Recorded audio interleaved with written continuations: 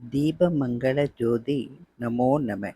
விளக்குகளின் வெளிச்ச ஒளி தெய்வீக தன்மையை உடனே கொண்டு வந்துவிடும். தீபச் சுடரில் லட்சுமி, ஒளியில் சரஸ்வதி, வெப்பத்தில் பார்வதி என முத்தேவியரும் விளக்கின் மூலம் வீட்டிற்குள் நிறைந்து விடுவர். ஆண்டவனின் ஜோதி சுரூபத்தை கற்பூர ஆரத்தியில் கண்டு மனதில் உள்ள அஞ்ஞான இருள் அழியப் பெறுவோம்.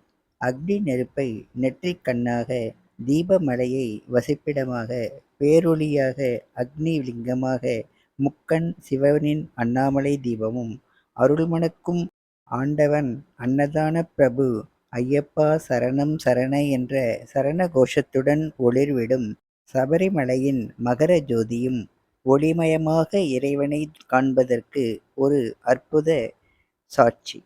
ஜோதிமணி விளக்குகளில் பஞ்சு திரி போட்டு குடம்போல் எண்ணெய் ஊற்றி கோலத்தின் நடுவில் ஏற்றி வைத்து தினமும் வழிபடுவோம்.